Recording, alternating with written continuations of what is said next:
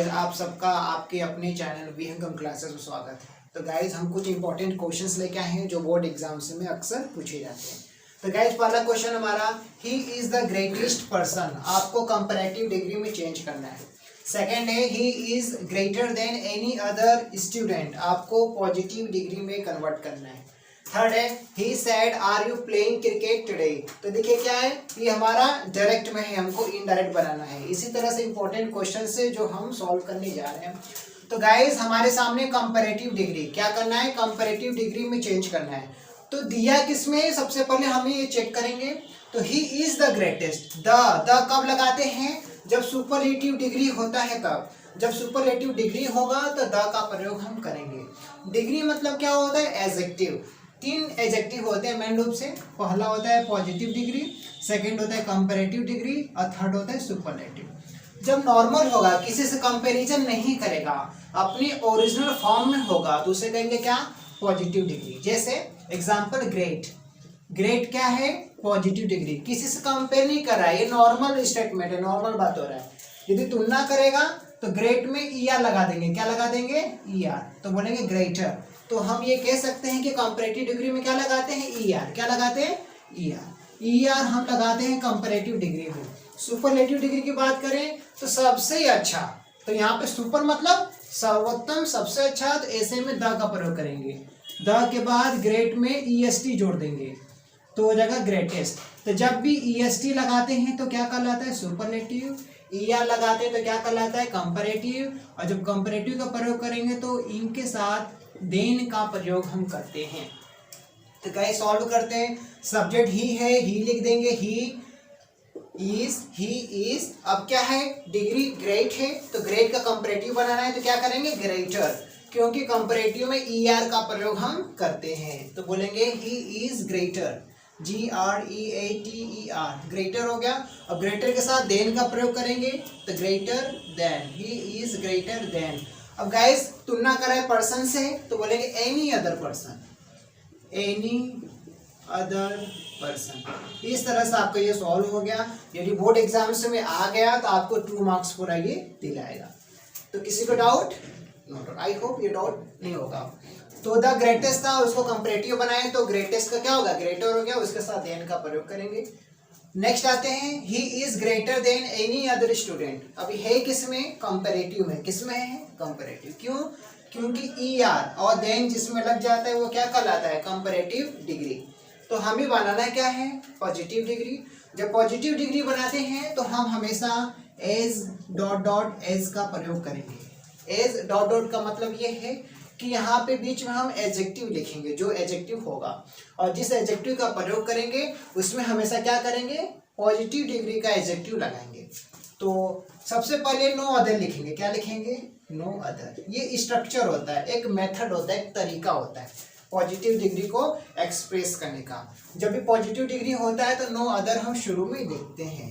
Last का देखिए noun क्या है, स्टूडेंट नाउन है, तो बोलेंगे नो अदर स्टूडेंट, क्या बोलेंगे, नो अदर स्टूडेंट। अब वर्ब में क्या है, इज है, तो बोलेंगे इज। अब एज का प्रयोग करेंगे, एज के बीच में क्या करेंगे, जो डिग्री होगा, जो एडजेक्टिव होगा उसको लिखेंगे। तो ग्रेटर का क्या हो जाएगा, ग्रेट हो जाएगा। तो एज ग्रेट, फिर एज लगाएंगे, एज ग्रेट एज। अब हमारा सब्जेक्ट क्या था, ही था, वो कहाँ चल जाएगा, लास्ट में, तो एज ग्रेट एज ही। तो इस तरह से आपका ये पॉजिटिव डिग्री कन्वर्ट हो गया।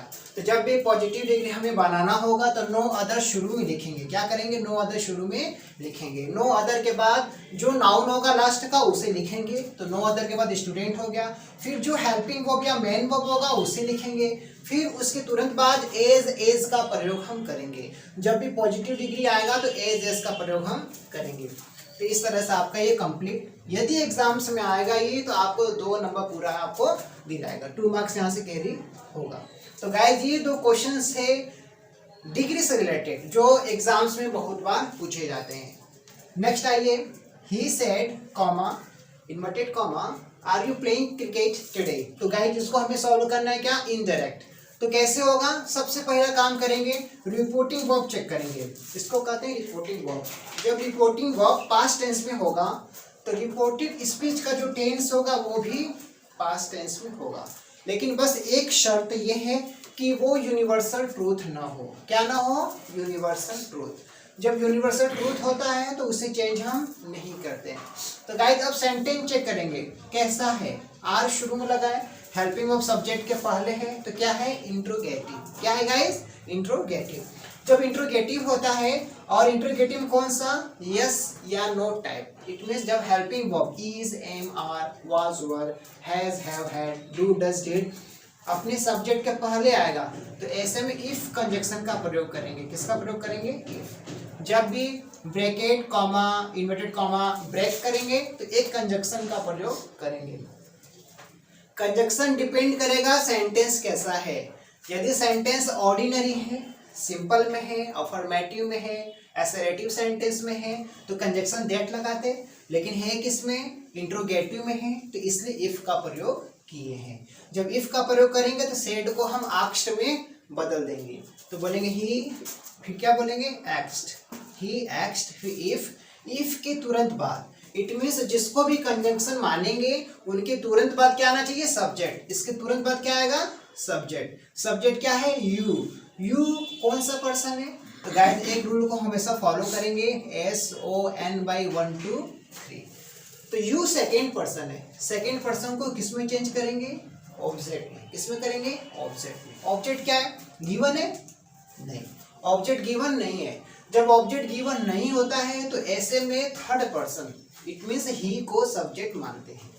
तो इफ के बाद क्या बोलेंगे? ही। अब देखिए जब इज एम आर होता है तो कैसे में बदलते हैं? वाज या वर में, तो ही के साथ लगाएंगे वॉज। He was. जो क्रिया है प्ले का, प्ले ही लिख देंगे, इसमें ING लगा सकते हैं, तो बोलेंगे ही वॉज प्ले। क्या चीज? क्रिकेट। क्रिकेट को क्रिकेट लिख देंगे।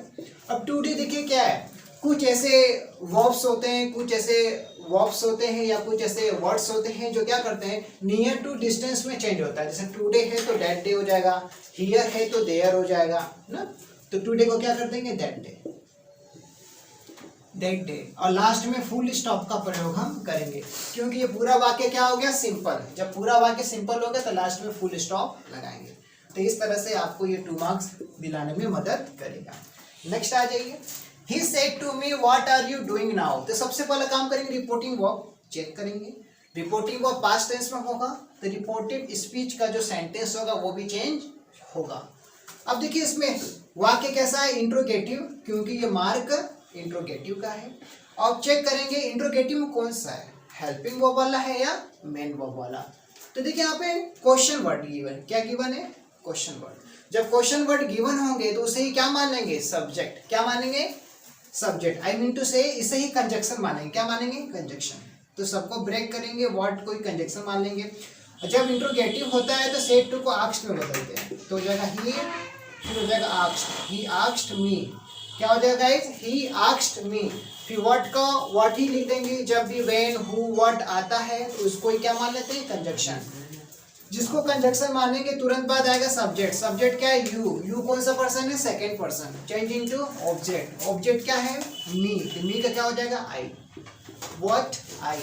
अब आर लगाए तो पास्ट में हो जाएगा, वाज या वर हो जाएगा, तो आई के साथ वॉज लगाते हैं। I was. डू का डू होगा, ING लगा देंगे, डूइंग।